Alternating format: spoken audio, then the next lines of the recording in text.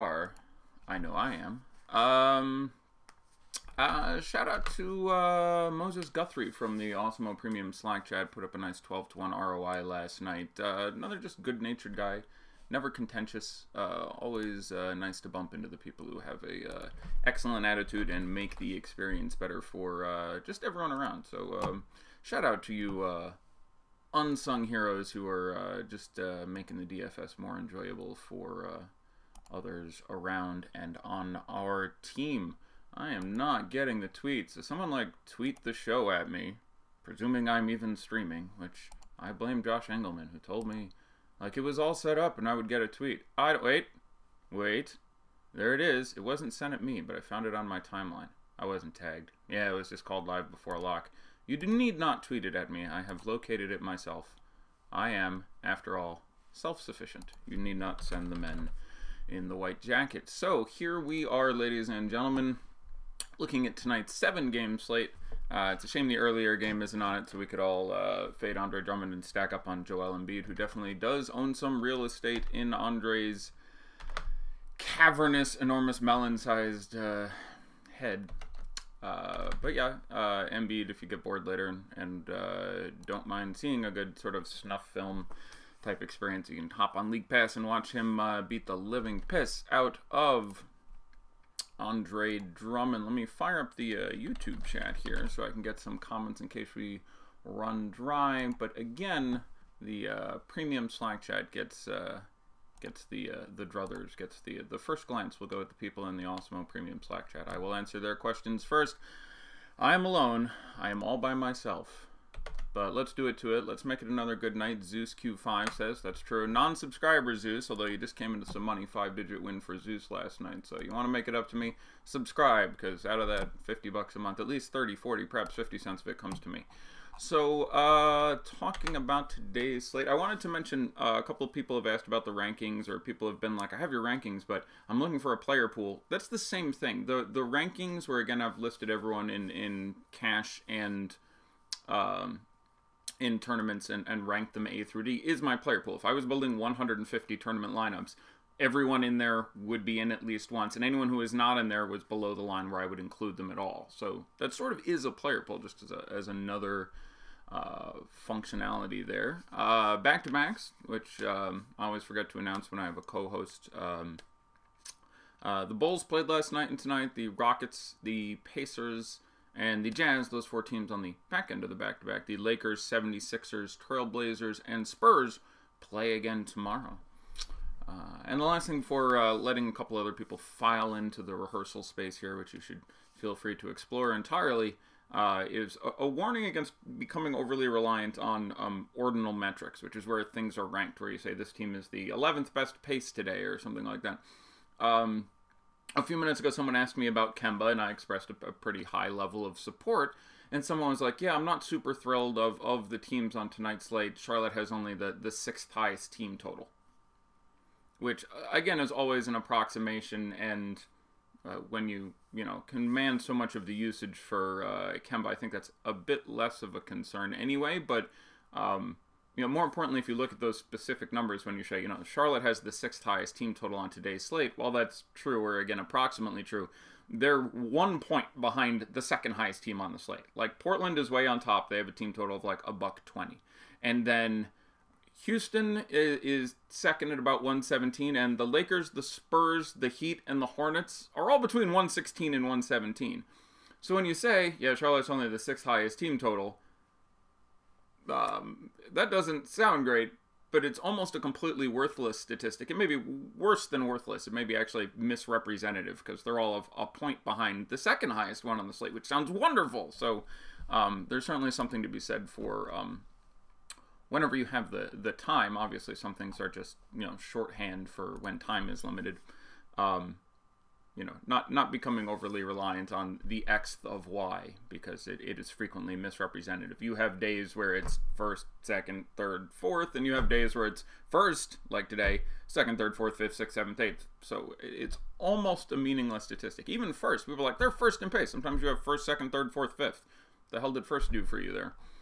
It's almost actually something you can actionably work against when stacking games. Like that and over-unders, which is the same thing. People will be like, oh, you know, one of the first things I do is stack the highest over-under game of the night, which of and by itself is a fine strategy if you're building a lot of lineups.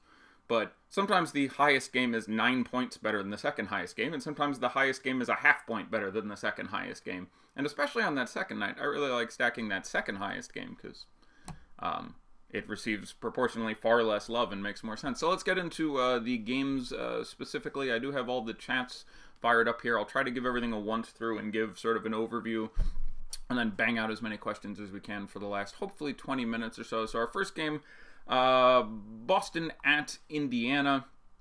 Not a ton to love here. This is one of two games that I do expect to be less of a fantasy wonderland than several of the other ones. Basically, we have the Celtics and Pacers game and the Jazz and Nuggets game that are none too exciting for DFS purposes. The Bulls and the Rockets is fine. The Hawks and the Heat is fine. The Hornets and the Cavs is fine. The Spurs and the Pelicans is very tasty to me, and obviously the nightcap, the finisher, the DJ Steve of Portland and the Lakers going to be super high scoring and something we'll want to take a look at. But again, for example, this evening, if I was going to build tournament lineups, probably like my second or third would be stacking New Orleans and the Spurs. There will be less ownership in that game, A, because of just the relatively lower pace, B, because people still underestimate the Spurs, or overestimate them as a defense, underestimate them as a matchup, C, because of the Anthony Davis uncertainty. People will be, I think, less inclined to go with that game because they're just like, oh, I can't play Anthony Davis yet, and I don't want to pay these significant prices for Drew and Mirotic, and DeRozan and Aldridge are so expensive, I don't really want to go there, especially if Davis is there to shut down the lane. And so you get like very, very little ownership where there is still at least a significant upside. Obviously, that shit can go sideways if Anthony Davis plays, which I think is more likely than not. I'll go 60-40 on Anthony Davis playing tonight. You know, there's obviously that can turn into not that exciting, but none of those guys don't have some sort of reasonably safe floor anyway. Anyhow, going back to this first sort of unexciting game for me. Total in the 205, 208 range. I can't remember exactly, but on FanDuel, Kyrie Irving is still a little bit too cheap. 7,800 has obviously, you know, gussied himself up a little bit before the last two games, gotten fantasy point scores into the 40s. A little more what we expected out of him. Not a very strong matchup, but again, that is a pricing error on FanDuel. He should end up being, you know, 82, 85 most places. So he is somewhat discounted if you end up with Kyrie. Still probably just tournaments for me, in a matchup I'm not super thrilled with. There's a number of competent backcourt defense guys. But you have had big games out of Kyrie against almost everyone in the NBA, in fairness, but against Darren Collison, against Victor Oladipo. So Kyrie, especially on FanDuel, I don't mind. Certainly having Kyrie in your tournament lineup on DK wouldn't bother me that much. These teams obviously got together 4 times last year. Went back and watched a lot of that today. I really started the day trying to figure out why Oladipo is good against the Celtics, because I didn't think he should be.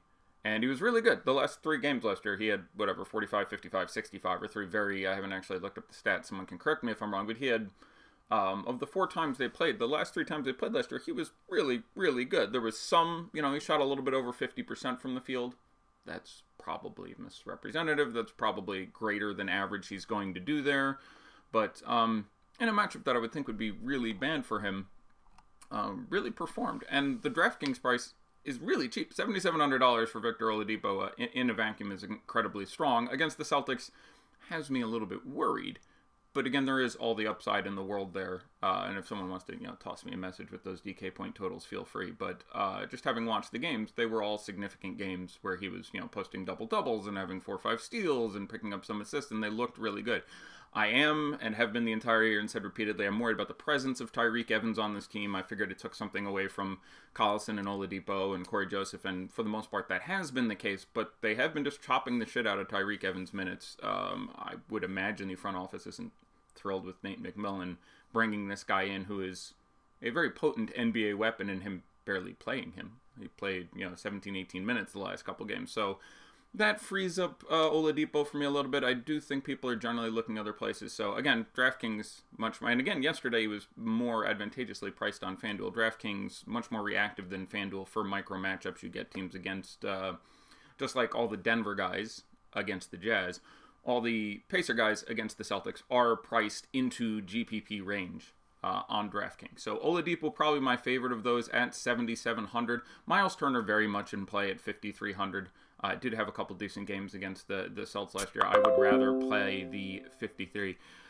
Depot last three versus Boston, 54, 60, and 44. That was pretty good off the top of my head. I said 45, 55, 65, 44, 54, 60.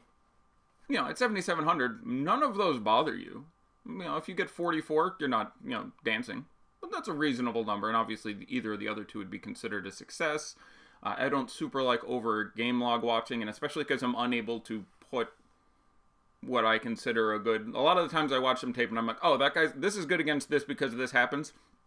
It just sort of worked out. So this is more of a... I think we've demonstrated that you can see that here. And that there is an upside there. And so that makes me, you know, confident that you could randomly pull 60 out of him, which is a possibility you want to have if you're spending 7,700 on Oladipo in a tournament. So I'm comfortable with the play for that reason. Nikola Jokic or McGee in a tournament? Well, they're priced radically differently, but if you're asking me which I'm more excited to play in a tournament, for me it would still be McGee. The ownership won't be as high as it should be. There's a lot of good centers all around the price range, especially on DK tonight. So I would rather play McGee. The matchup is similarly, you know, very arduous, and the price is not so great. I think it's down to 9K on DK for Nikola Jokic, but I would rather play McGee in a tournament if I was looking at playing one of those guys.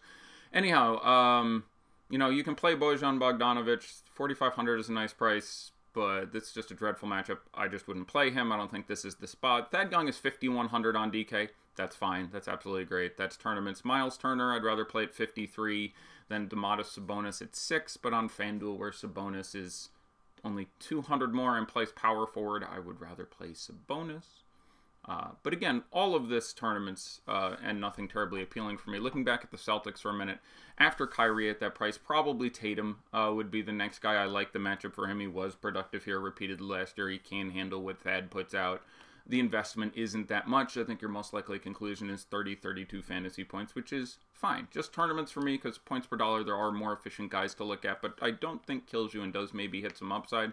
I'm still not there yet on Gordon Hayward, but don't hate it in a tournament if you wanted to run it out there. At some point, the minutes will creep up, and certainly the matchup is a micro one we like there. Bojan isn't going to stop him if Hayward is executing on any sort of reasonable level. Don't think I'm going to Jaylen Brown. The usage just isn't there. Liked Horford a lot there last game, and he gave us 35, 36. That worked out. Not as good of a spot for me, but Horford in a tournament wouldn't be strictly wrong. Again, getting a piece of each of these teams, or one piece of one of them, is about all the exposure I would want to have here, and after that we'll leave it for questions, and I will move on to the other 7 p.m. game. Loading in my notes here, which is Cleveland and Charlotte. Cleveland in Charlotte. Yeah, as I mentioned, there's still, this Charlotte team is going to begin and end with Kemba. This is a perfectly strong matchup. I think a lot of people are now paying around for people will sort of go Chris Paul-y. James Harden is back. People are going to play Lillard. Like, I think the ownership is perfectly fine to play Kemba in tournaments, and I think he's perfectly fine to play in cash. He's been one of the most consistent guys this year. You're really surprised if you don't get 40, and you're hoping that he randomly busts out 50, 60. Is Patty / Frazier the cheap point guard pairing on FanDuel? No, I don't want to play Patty or Frazier. If I had to play one of those, I would play... Like, last game before Frazier played, I said, look, I think you get 22 or 24 minutes, and he gives you, like, somewhere between 12 and 19 fantasy points. And we played 30 minutes and give you 16 fantasy points. Like, I don't mind either of those guys in tournaments. I would rather play Patty between those two guys. But cheap point guards on FanDuel, the first one I'm looking at is probably actually Bryn Forbes, who's well underpriced there. He's only 4K. So I'll spend up a few $100s more for a much safer floor and a similar upside in what's a pretty stellar matchup. Because Holiday will be on DeRozan, and I really think that works out well for him. So I would rather play Bryn Forbes than either of those guys. Anyhow, Kemba and anything, long story short. Again, everyone else on this team is always going to be a bit tournamenty. Generally, we have one other guy who's decent, maybe one other guy who's good. Is it a Batum day? I have no particular reason to think it is or isn't, but after, you know, quite a while of having him be wicked underpriced on DK, that number has obviously come up as they adjust prices forward. Am I gay tonight? Wouldn't you like to know? I think Rudy is just fine in tournaments. Batum, you know, so if you put Batum in a tournament lineup, that's fine. Obviously, against the Cavs, he can randomly triple-double. There's really not going to be many spots that are better than this one, so he's a pretty strong tournament play. But he's going to fail for you, you know, 8, 9 out of 10 times in this spot, so you just got to balance that. So it's risky, but there is the upside there. Jeremy Lamb around 5K. Same thing, would probably rather spend the 6 on Batum if I have to take one of them in a tournament. And then there's the batch of guys they throw out there. Cody Zeller and Casher as a tournament punt makes some sense. There's probably some bodying up with him and Tristan. I can see doing that. But as far as Miles Bridges or Michael Kidd-Gilchrist or Malik Monk or Marvin Williams, those guys are all guys I would have, you know, 1, 2 copies of in 150 lineups and not feel particularly stellar about it. This whole game is randomly sort of trying to guess the guys who show out. You know, the Cavs are largely still a mess there. Winslow Cash, hope you haven't already answered the question. You are late. I don't have a problem with Justice Winslow and Cass, especially on FanDuel where you are forced to play 2. I would much rather play Evan Turner if you can come up with the $300 to $500 on various sites to support that play. Cavs, yeah, I'm trying to think if there's anyone here who I can't describe as I wouldn't mind one in a tournament. I probably just don't want to play Sam Decker. I don't think he's very good at basketball. He had a great game 2 games ago. Last game worked much better than the Ricky Rubio fade where I went, yeah, I'm just not spending $4,500, $4,600 on Sam Decker in what was then an average matchup. And unsurprisingly, yeah, he did what he'll do most games. So is there a ceiling possibility? Sure. Is playing Sam Decker in a tournament lineup strictly wrong? No, obviously 35 or 40 could happen. And if it's going to happen, it could very possibly happen on this Cavs team where just basically anyone can take over at any point because there's very little rhyme or reason of what's going on here. But I wouldn't be trying to play Sam Decker. On DK especially, I'd spend $500 more and pay up for Chetty Osman. I liked him last game. You got one good half. He had like 17.5 in the first half and like 3 in the second half. So you got halfway to randomly pulling a GPP game out of there. Would probably rather play either of the Charlotte Wings that we were previously discussing, but Shetty at 5,300 on DK is going to get you 30 to 40 one of these games coming up soon. No reason it can't be here.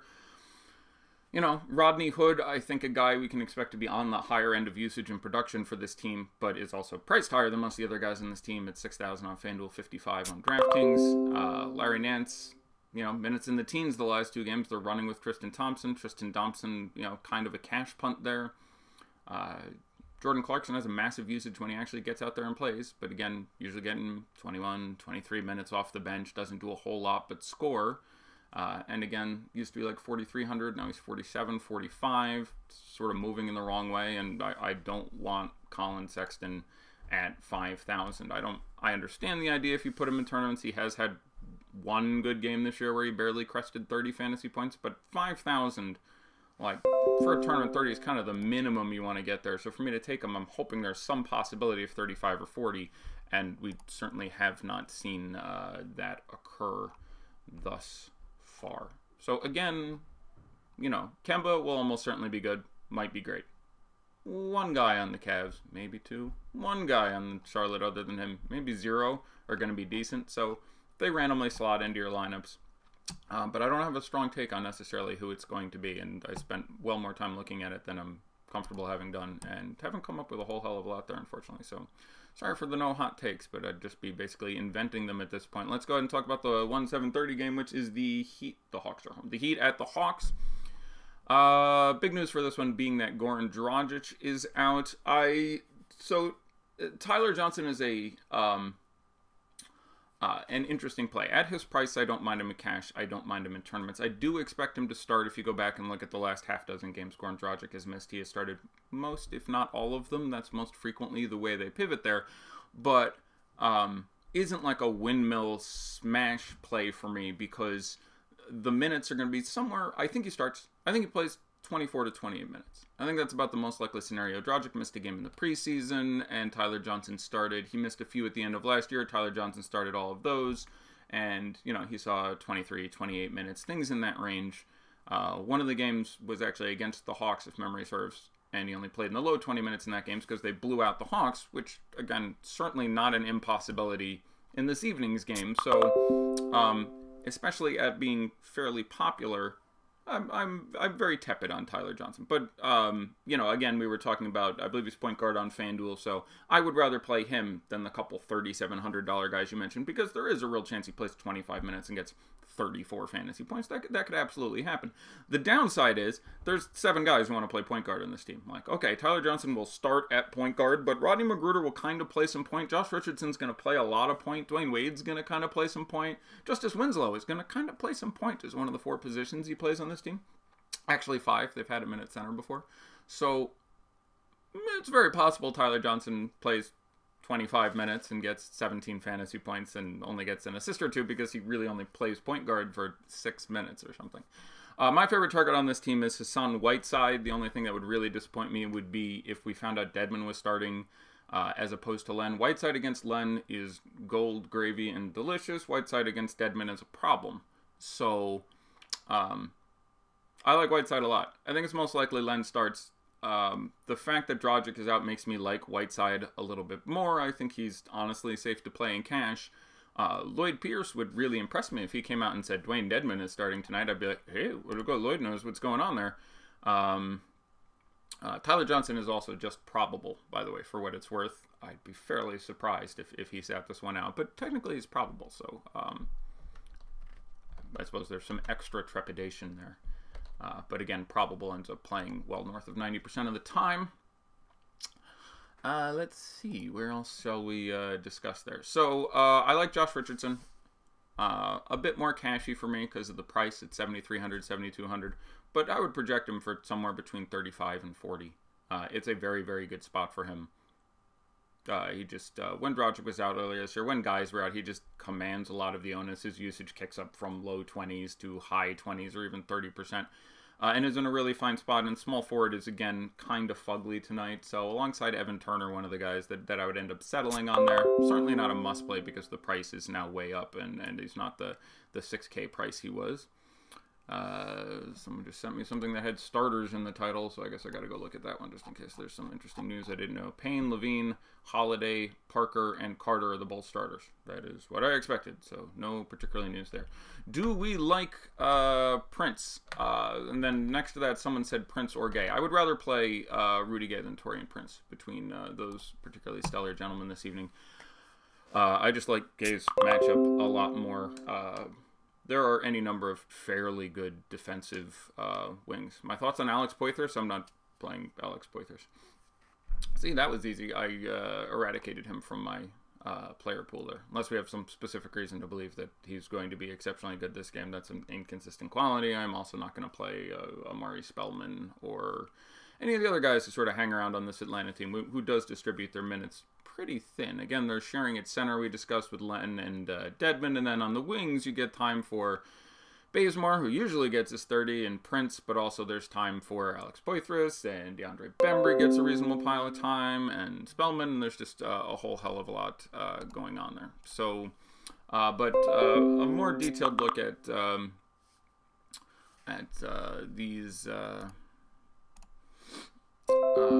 these Hawks. Oh my god. First of all, let me move my microphone closer. How did you guys let me go 20 minutes without doing that? I must have been all kinds of faint. Apologies for not being. So I like Dedmon legitimately at 4,300. I would much rather play Dedmon than Len in this evening's contest. You can play Len in a tournament always at $4,700 because there just is a massive upside.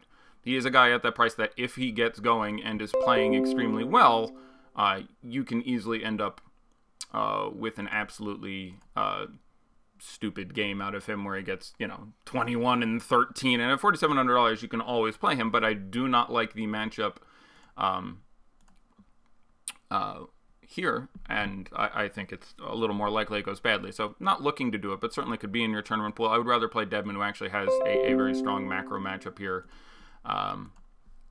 And yeah, other than that, people ask, do I like Taurean Prince? I would rather play Rudy Gay. Taurean Prince in the sixes is always going to be in play in tournaments. He's shot badly. That's going to come up. You can see it getting there. I don't have a problem if you want to play him, but the Heat do have any number of fairly efficient wing defenders. So I would be disinclined towards playing him unless I really, really had to. All right, let's move on. We'll handle the rest in questions if we get there. Hoping to get done with the games by about 6:40 and then bang through as many questions as I can. The Rockets visiting the Bulls. James Harden is back. Eric Gordon is out. I wonder if he was partially injured each of those last 3 games or not functioning at 100%, which would explain him really underperforming what he did in the same situation many, many times in the past. We will never know, but I wish some news had come out of that. I was unaware he was dealing with an injury. Might have been out there and I missed it. That's possible. There's a fun, I frequently preach against using statistics like DRPM, defensive efficiency. There was some metric tonight that showed somewhere, someone shared it with me. I can't remember, but it was a picture where they were ranking how hard matchups were, and it said James Harden had the worst possible matchup at shooting guard. Which, well, you can ask Klay Thompson about shooting guard versus Chicago, but just to give you an idea of doing that, how ridiculous that is, there was literally somewhere that said it was the worst matchup in the NBA for James Harden tonight, and that's not true. It's either the best or the second best, probably. Now, in the era of positionless basketball, especially once you get away from center, all these versus position stats are kind of shit. Obviously, for example, if we're talking about the Rockets, James Harden's going to spend some 30% of his minutes at point guard. And he tends to do that against the second unit, not the first one. And then depending on how they do their 3rd-4 rotation, it ends up being different. So there's just a whole lot of moving pieces. So it's always been a little specious as an approximation. But unless you have a lot of context to add to it, a fairly difficult thing to do, period. Moving on, yeah, so Chicago is dog shit, as you may or may not have heard and or noticed. Some players on the team somewhat appealing at their bargain prices, but the Rockets with Paul and Harden there, we think should be able to step in here and assert themselves with some degree of authority. I was super ready to say no Carmelo Anthony today. You know, last game he shot 75% from the field. I think it was 6 of 9 from 3. Just did points and rebounds. Is pretty woeful defensively. And with James Harden coming back, was willing to move off. And then Eric Gordon went out. So now I have to deal with the possibility that Carmelo Anthony just gobbles up all the second unit. And Harden and Paul like playing next to him. So they almost overfeed him. Like, I look at how open he is relative to other guys on this team. And they really try to get him the ball. So especially at a weak small forward position where he's a small forward, Melo makes some sense. He's 5,700 on DK. There is still an upside there in an absolutely stellar matchup, and he could just gobble up all the damn bench usage. And so, unfortunately, I was really looking to get off that. I can't entirely now. I would probably rather try PJ Tucker for like $1,000, $1,100 less on DK. FanDuel, I'd go with Melo, where there's only like a $500 difference. But PJ Tucker has slightly smaller upside of like 35 as opposed to Melo's 40, 45, but the ownership will be less, and the time is still going to be guaranteed out there, and has put up 30, I think, a couple times this year already, and there's no reason he can't do that in this spot, and I like his ability to grab rebounds here, and I'd probably be slightly more inclined towards PJ Tucker than Melo were I forced to pick one of those guys for a tournament, but certainly not necessarily to slam either of them in there. I like Harden quite a bit. You have this interesting top 3 of LeBron, Harden, and Anthony Davis tonight. We obviously don't even know necessarily if Anthony Davis is going to suit up. Again, I will somewhat hesitantly say that I think that is more likely than not that Anthony Davis does go out there and put his thing down, but I have no particular insight to make that position. I like Harden quite a bit. I think he will be owned less than LeBron James. I do think there's obviously, this has been a Rockets team that hasn't looked good, whether you blame Melo for that or somebody else, and so they do carry a pretty remarkable upside to be had here. And if this game stays close, which you would think wouldn't be that likely, but you know, the more we look at it, certainly isn't impossible with how sort of speciously they've played and how inconsistent Chicago has been. Maybe Chicago has a game. Maybe, you know, Zach LaVine really gets it going. It's not like James Harden defense overly concerns you. But, you know, there's some real upside for Harden here. and I think the ownership is nice. I wouldn't totally sleep on Chris Paul. His price on DK came back to a reasonable number there. Not hard to imagine any number of ways in which he is super effective. And again, micro and macro, excellent matchups. Ennis, I expect to still see limited minutes, especially on a back-to-back returning from having fairly consistent injury situation. I don't think we need to do that. And again, I'm one of the world's biggest James Ennis fans. If you think this game blows out, I think the guy you look at most on either site really would be Gerald Green, who, if he plays the entire fourth quarter, can put a beating down on that price. Small forward is again weak. I think you can do that. Looking at the Bulls campaign around 4K, you can absolutely throw in a tournament, generally getting 25 minutes. Not thinking running into Chris Paul over and over again is profitable for you, but again, 4K is 4K. Game should have some pace. You can certainly do it. Zach LaVine I like tonight. Again, I'm very back and forth on Zach LaVine. I think I've generally gotten him more right than not. I've never been like, don't play Zach LaVine because the matchup is so bad. But there's other people who are just rolling him out there constantly, and I'm high, low, and generally they seem to be coming in right. This is another spot where you expect Zach LaVine to be pretty good, and he does come with a reasonably safe floor because that's what 30-35% usage does for you. So certainly Zach LaVine somewhere if you wanted to.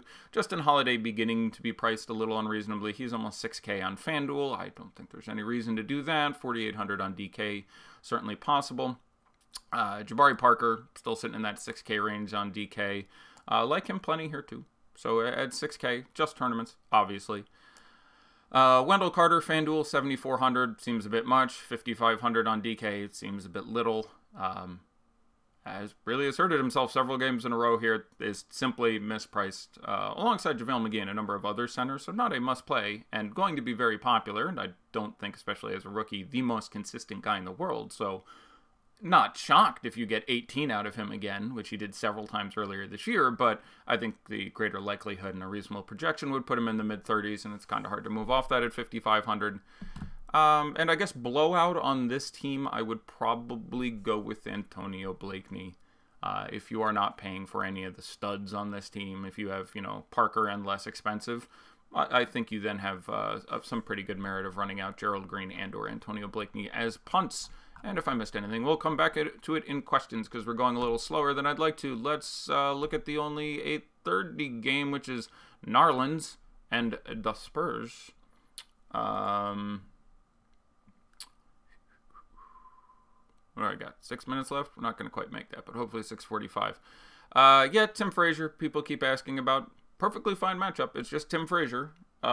Still wicked cheap. I don't have a problem with him in cash as a punt. I don't have a problem in tournaments.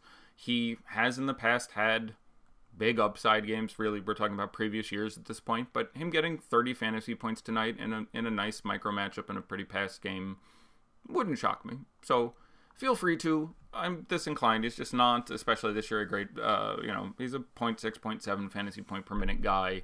And Drew Holiday sort of being the real point guard on this team. I'm disinclined towards Tim Frazier, but I would never look at it as wrong. The price on each one more has gotten a little out of control. Obviously, the real issue is, will Anthony Davis play here? If Anthony Davis plays, he himself will be a stellar tournament play. You will get him at 6% owned, depending, obviously, on when the news that he comes out. And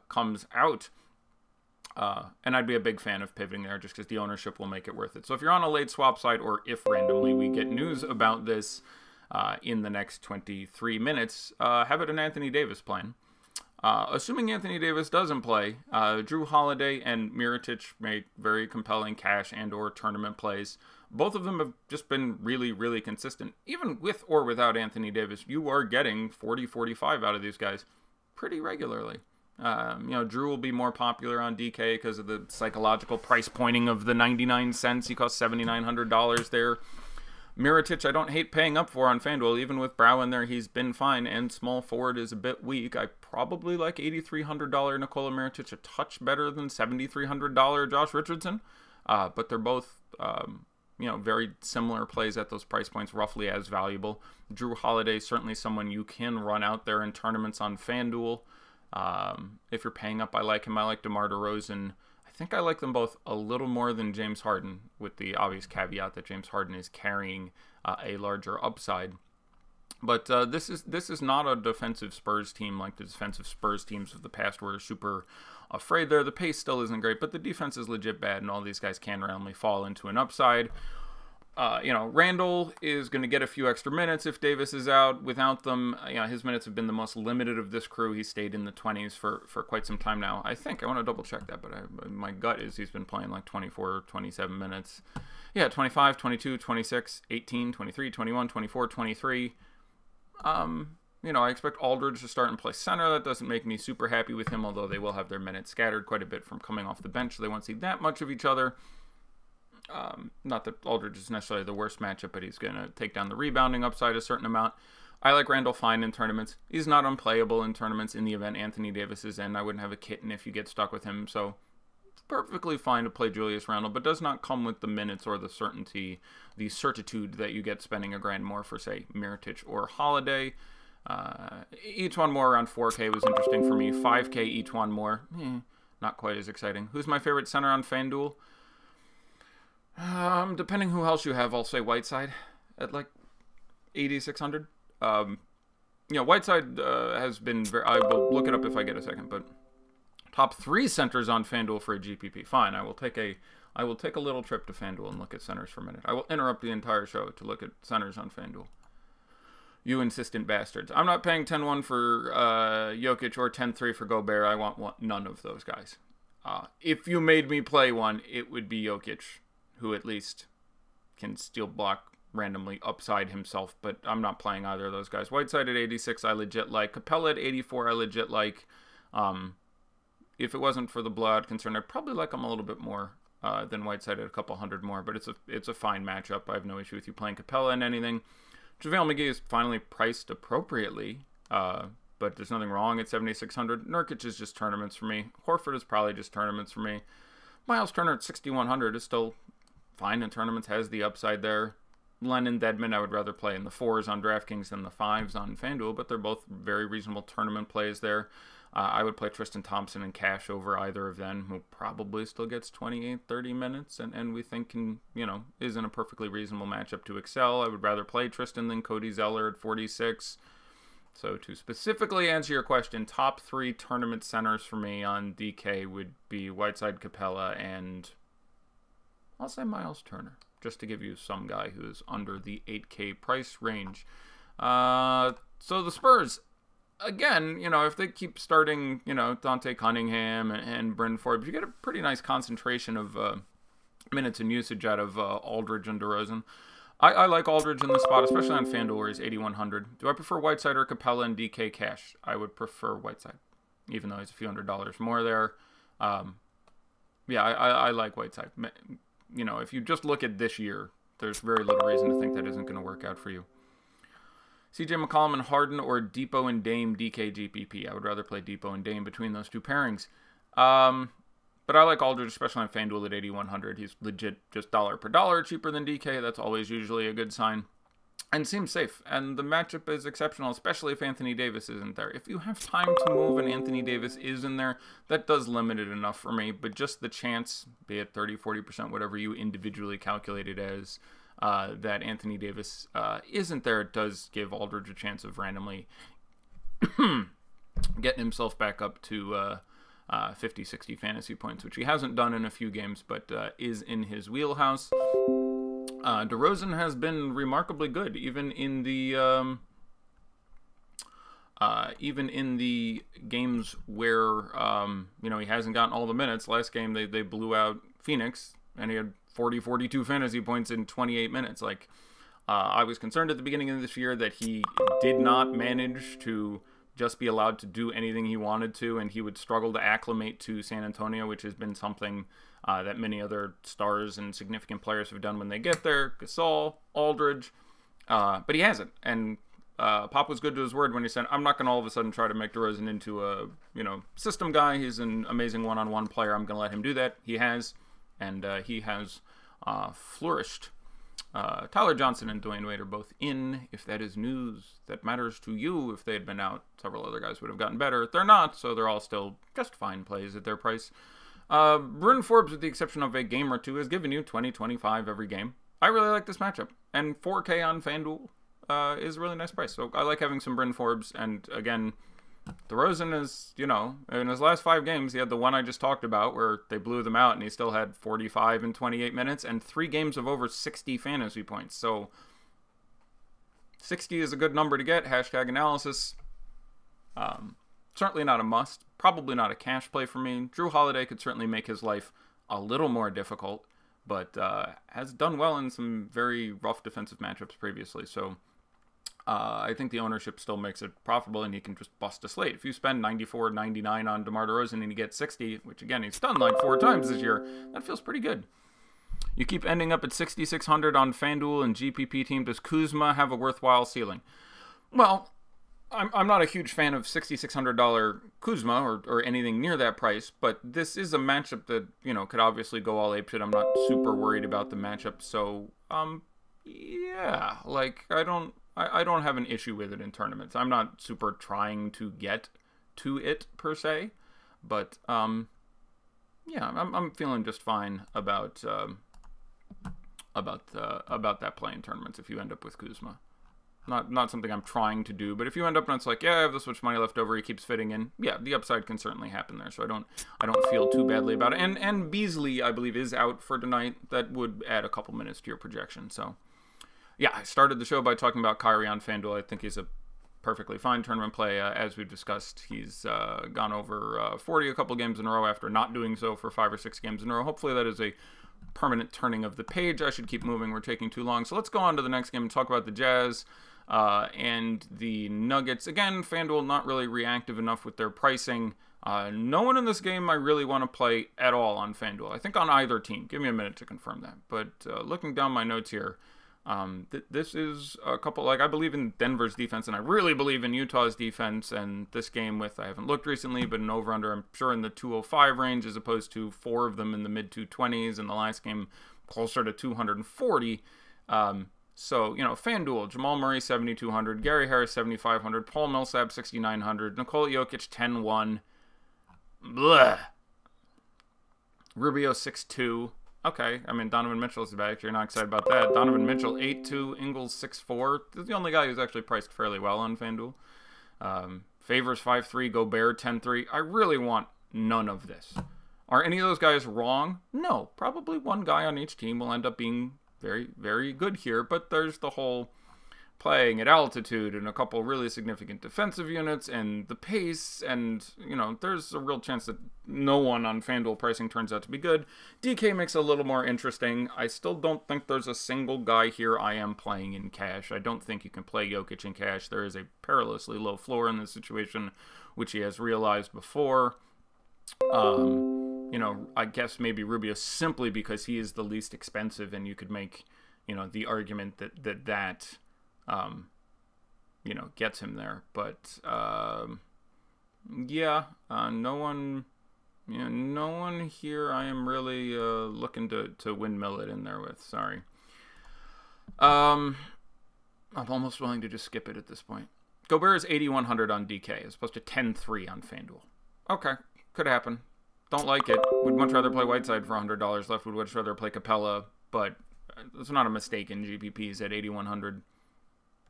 I'm actually going to move on here. There's the end of the day, if there's 4 guys who are good out of this game, especially out of the starters, somebody let me know and I'll apologize forthwith. But yeah, I don't think that's a spot I'm terribly worried about going terribly badly to underrepresent on this game.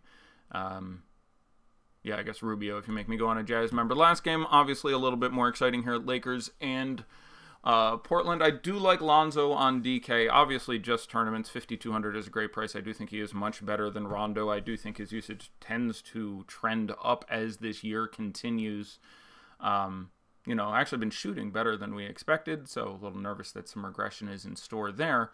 But a really nice matchup I like, and I think you can get enough of an upside of him where you can get 40 out of Kuzma in this spot, and for that reason, 5,200 just makes a lot of sense in tournaments, and I don't think the ownership is really significant. LeBron is, you know, expensive. He's 12,000 on FanDuel. He's priced similarly again to those other super studs. I think he is pretty clearly the best of the 3 of them in cash. You have Harden returning from injury in a game where they very possibly blow out. You have Anthony Davis, who the last time he played was coming off injury and didn't look 100%, so we have some concern that maybe he's not 100%, and we're not even sure he's playing right now if you're playing on a site without late swap. So for cash, yeah, play LeBron James between those three super studs. In tournaments, there is all the upside in the world here. Was not superlative when these two teams opened the season. Yeah, the first time they played each other was the first game of the season between these two teams, and LeBron was, fine, had high 40s, low 50s in fantasy points. I do think he does better than that here. I don't think that was a terribly representative effort. I would project him for mid to high 50s.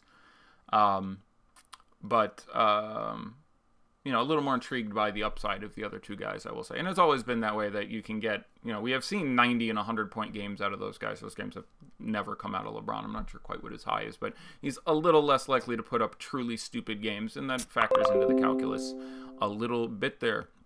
Please give your opinion on Mason Plumlee on the cheap tonight. He's fine. I legit probably like that. The ownership will be very small. The matchup on its face isn't great, but all you need is a low minutes game out of Jokic, which could happen for any number of reasons, including foul trouble and what can be a sticky matchup. So Plumlee I like probably more than any other player I've thought of in that game so far. Drew, Zach Collins, or McCollum and Tatum in cash. I'd have to play McCollum and Tatum in cash. They're probably both going to get you about 30. Take your 60 and go. Drew's probably going to get you 40, 45, but I really can't be that confident in the 20 out of Zach Collins. Again, I'll use that to pivot back to this game. Nurkic, in the season opener, only played like 17 minutes, but that was apropos of a lot of foul trouble. So, again, for about the X day in a row, I like Nurkic and Collins at their prices.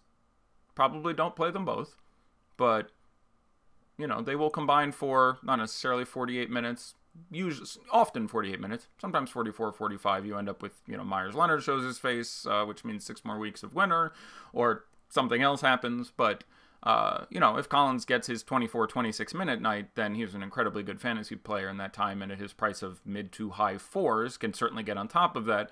Nurkic is also a very good point per minute guy, and certainly could start and play 30 minutes here. They may decide they need, some size against McGee, who is taking a large role in the game, and certainly a strong tournament play on both sides. So I like both those guys. I don't like playing both those guys in the same lineup.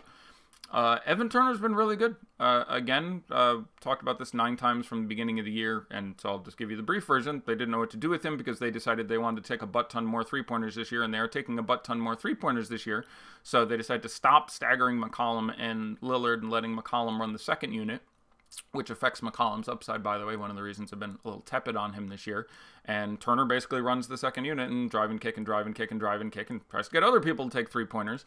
And when he was $4,100 as recently as a few days ago, was constantly a guy I brought up because he's been really consistent this year.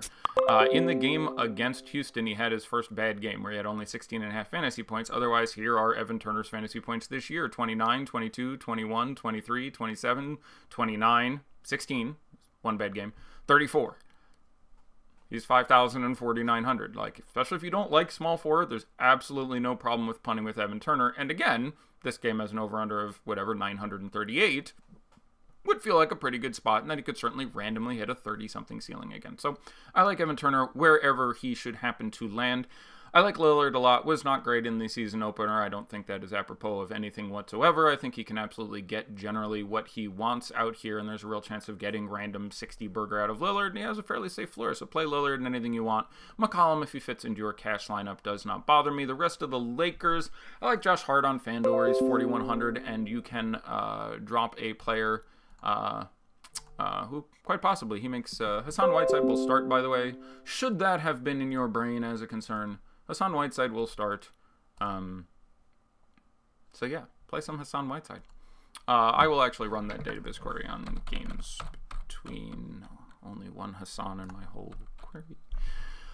And Alex Len, let's see, last game. Now, in fairness, Alex Len did not start this game. I believe Tyson Chandler started this game, and Alex Len played 12 minutes, but I'll read it anyway. And Tyson Chandler, another stay close to the basket guy who has a fair amount of comparable similarity to Alex Len, if not the offensive game. Hassan with 24, 14, 2 assists, 2 steals, and 3 blocks. Game before that, 23 and 10, with Alex Len playing 20 minutes, 17 against him. 23 and 10 with 4 blocks. Game before that, 23 and 14 with 2 blocks and 3 steals, and it's just generally a very solid matchup for our guy there. Yeah. Like me some of that. Pivoting over, again, Josh Hart on FanDuel, as I mentioned. Probably just generally staying off Rondo. Obviously not strictly wrong in a tournament. Very few people are ever strictly wrong in a tournament. JaVale McGee is just still too cheap on DraftKings. 6,400, especially in a game that is paced out the wahoo. Just too cheap. Been too cheap every day this year. This is like his 9th game. You would think at some point they would address that and price him up a little. But nay, they shall not. And that's it. I'm going to go into questions now. Going first to the premium Slack, and then I shall check you fine people on the YouTube. Clarkson or Wade in a FanDuel GPP? I'll probably go with Wade. Again, in GPPs, a large part of what you are trying to do there is spike some ridiculously high upside. Spellman starting, yeah, I thought, do we play him? I'm now more inclined towards playing him. That was part of the reason that I wasn't going to run the Poitras out there. He is basically a cash punt. But in tournaments, if he fits into your lineup, and again, obviously, especially on FanDuel, there's no reason not to, run Amari Spellman out there. I assume he's like 3,000 or 30. Let me look up. I don't look up Amari Spellman very often, so I'm gonna admit there's few guys, and he's 100 over the floor on FanDuel. Not a guy who's. He's been seeing 20 minutes a game. The last 3 games got 20, 20, and 23 minutes, and had 21, 8, and 12 fantasy points. Again, I don't think he goes much above 24, 25 tonight. Maybe 26. But if you're looking for minimum price punch, he's fine to put in there. More of a cash punt than an upside for me. Does Daddy like Depot or Levine? I would like Depot for what I expect to be lower ownership than Levine. React to the Heat starters Rin Pack posted. I'm going to have to find them. Winslow, Magruder, J. Rich, Olynyk, and Whiteside. Okay, so we're basically having J. Rich start at point guard. Just for what it's worth there. That is a downgrade for the game in general, for the pace. It is a downgrade for any particular players on Atlanta. Not a massive one, but they're running out a pretty solid defensive lineup there. It's an upgrade for J. Rich, where they're not even going to pretend someone else is going to play point. So that is my reaction to the Heat starters. Minor downgrade for Bazemore. Still Kent Bazemore is always tournaments with a huge upside and probably will shit on your hat. Minor downgrade for Trae Young. Minor downgrade for Taurean Prince. Upgrade for J. Rich. Upgrade for Whiteside. Minor. Upgrade for Winslow, where you now can hope 28, 29 minutes as opposed to 23, 24. So, yeah. There we are. Spellman cash playable at 3.2. Yes. Osmo has Levine number 1. He and I will agree to differ. There is no format in which I would rank Levine number 1 at anything. His theory, which is very solid, is gotta have massive usage, guarded by James Harden a lot of the time. I certainly have no issue with you playing Osmo in anything. And again, playing Osmo in anything, playing Levine in anything. And I said before, I'm a very on-off guy, but I'm more critical of Levine than many. And I think I've done a good job of saying good spot, bad spot. This is a very good spot for Zach LaVine. Number 1 is a little bit strong for me. At his prices, his lack of peripherals frequently make it less likely he picks up an upside compared to, say, Victor Oladipo. So, would not be number 1 for me in either cash or tournaments, but a strong play in either one. Ty Johnson not starting, are you off him? I would think so, yes. I wasn't that thrilled with him before. 3,900 guard on DK. Well, let's see what we can find for you there.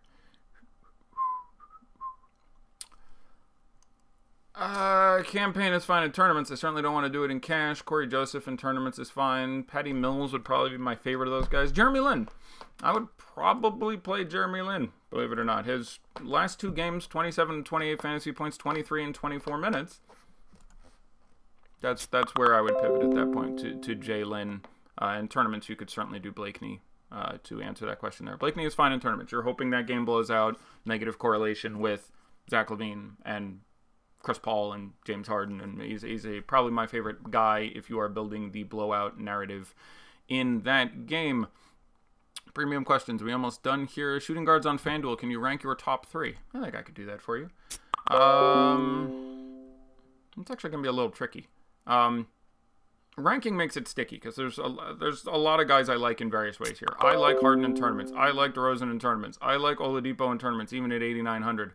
I like Drew Holiday in cash and tournaments. I like Zach LaVine in cash or in tournaments. Don't really want to pay those guys at their prices. 5,700 for Magruder is doable, but I'm uninspired by it. Dwayne Wade is doable. Josh Hart is doable. Blakeney, again, if you play that game, is blowing out. So all those guys are interesting. Ranking them would be very tough because it's based on different things. Levine or Holiday. Like, if there's no other relevant issues without Anthony Davis news, I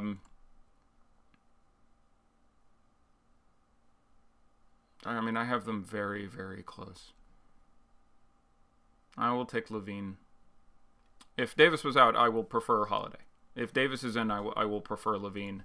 Based on what I think is likely to happen, I will take Levine there. What do I think of Lonzo Ball and Cash on DK? Cash, a little scary for me. Like, he's cheap enough. He's probably not going to fail to get you 20. Although, you know, even as I say that, last game gave you 30, whatever. The 2 games before that, I think Lonzo Ball put up single digits. Hold on, let me check. I mean, he was really woeful. Yeah, close. 2 games ago, 27 minutes, 12.5 fantasy points. The game after that against Minnesota, not the world's worst matchup, 24 minutes, 6.25 fantasy points. So, yeah, I'm going to have to veto Cash as an idea there. Tournaments, again, I do think the upside is there, and I do think the ownership is going to be great because, again, game log watching, it's a pretty terrifying concept. Back to the premium chat, see if I'm missing anything. Anyone throwing Davis in on a gamble? Again, DK leaving space for him I think is great, but otherwise, I will tread over to the YouTube chat. 4,400 utility on DK. Again, I've mentioned a few guys. It's a little less than, unfortunately, we get. I think Collins. Zach Collins, a great guy in tournaments. Have I ever watched a Heat game? I have. Oh, you're not talking to me. You're talking to someone else. I have watched many Heat games. Yeah, I like Winslow great, and now he's starting. So you can play Winslow in anything. You can play Winslow in cash. You can play Winslow in tournaments. The matchup is wonderful. He's 45 and or 47. Cash, I probably slightly prefer Evan Turner if you have the couple hundred extra dollars. I think it's a little safer, but must starts under 4K. Nope, doesn't exist. Boom, boom, boom, boom, boom, boom. We talked about Plumlee already. I won't do that. Millsap or Ingram. Ingram if I have to play one of those 2 guys. Top power forwards for FanDuel. I like Aldridge. He is just underpriced in what's a pretty stellar matchup. Has not been great the last couple games, but has put up monsters previously. And 8,100 is just a bit of a mispricing in what's a pretty nice spot.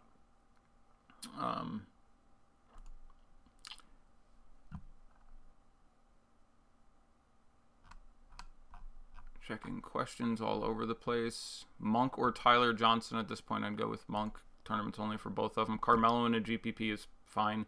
Winslow, Tyler Johnson, or Turner in cash. Or Lynn Turner in cash. I would play Lynn Turner. I can't play Tyler Johnson in cash at this point. You may get 17 minutes and 11 fantasy points. Now, that's possible out of Lynn, too. Turner is definitely the most cashy of those gentlemen.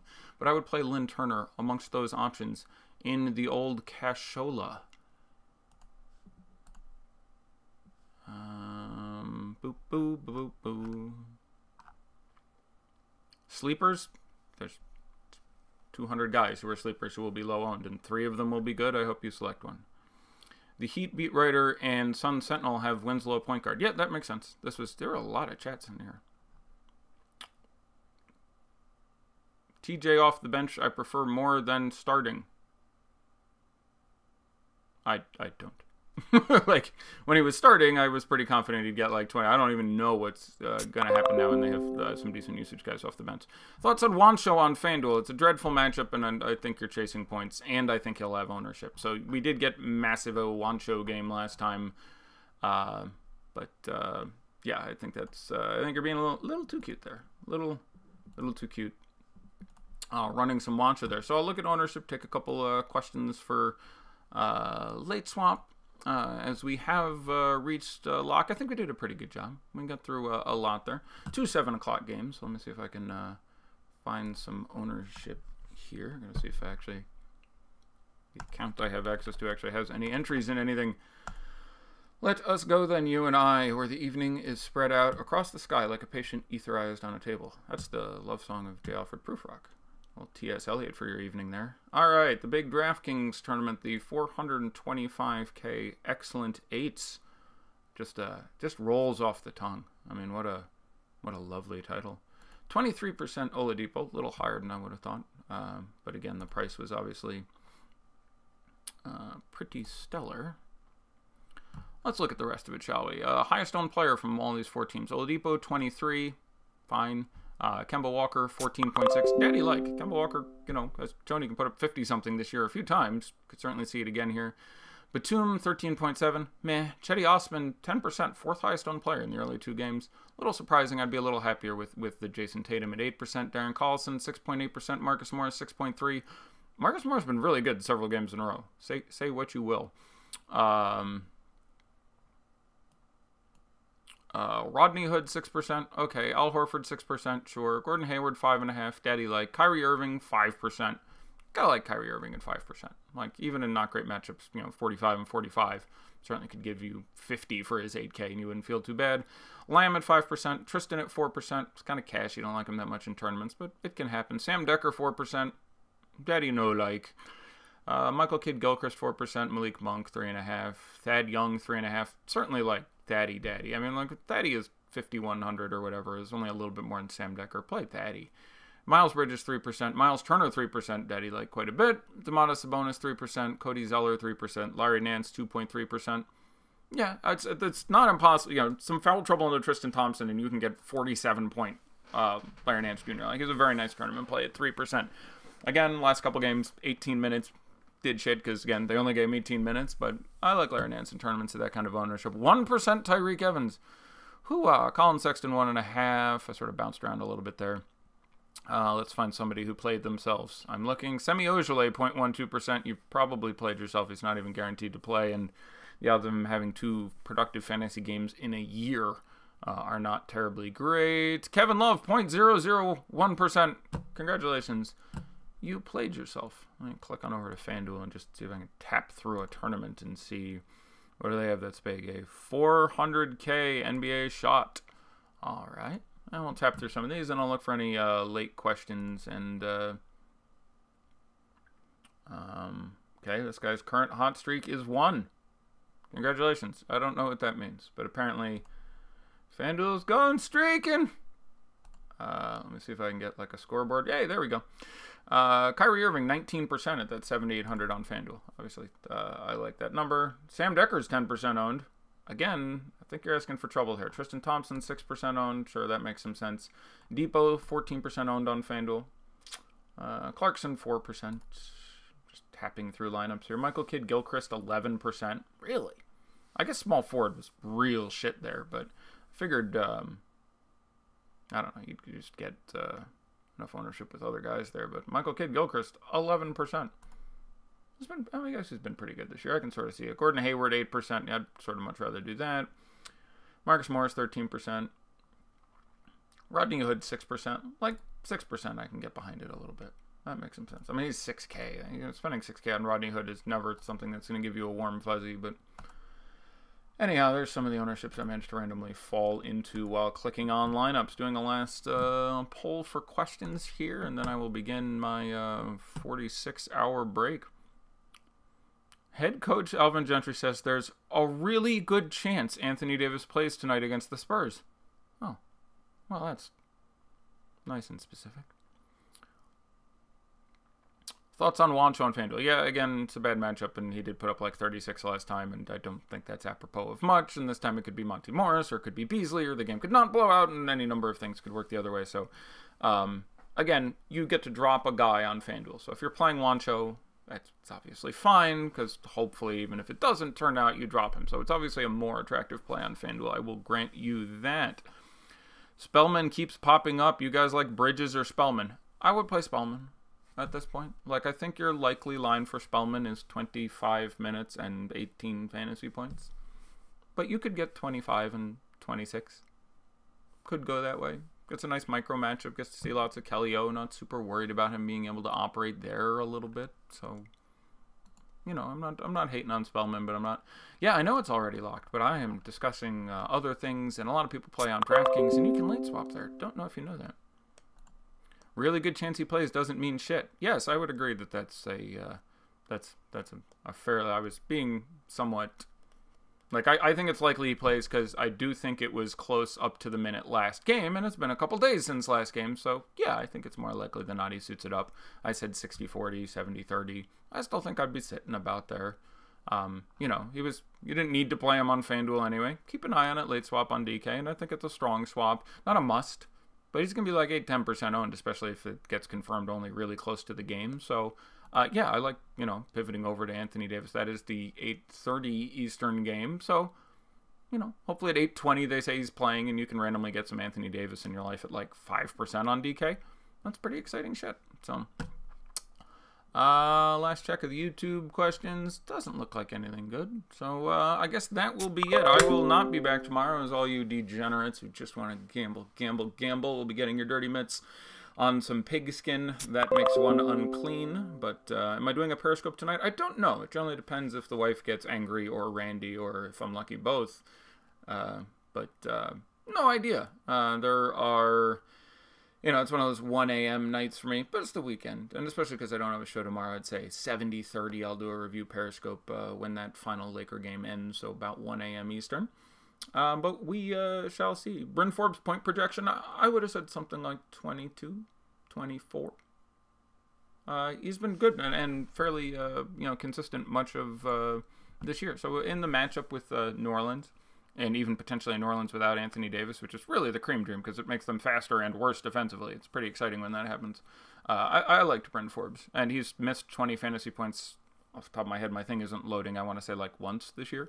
I think he's been pretty consistent. So I don't think he's hit 30. I think literally his game log has like a 16 and then like 20 to 26 7 other times. So that is it, ladies and gentlemen. So again, I will maybe be back later tonight for a Periscope, just looking at today's games, coming up with anything we can learn, any solutions, any notable news, anything I specifically want to pivot over or do. And you know, then back Monday evening. So again, if you want to see my super duper rankings, which help you determine who to play and spend time in our premium Slack chat and have your questions answered a little faster, you will, yeah, you should join up at awesemo.com. And there are promo codes, none of which I remember offhand. I want to say one of them is live up to lock or NBA strategy, but I don't really know. But I have a feeling someone will help. You can send me a Twitter if you're honestly interested in signing up, and I'll get one of those codes. And that gives you some sort of discount. No, I think it gives you a week free. Again, I don't do the shilling very often, so I'm very bad at it, which is why I don't do the shilling very often.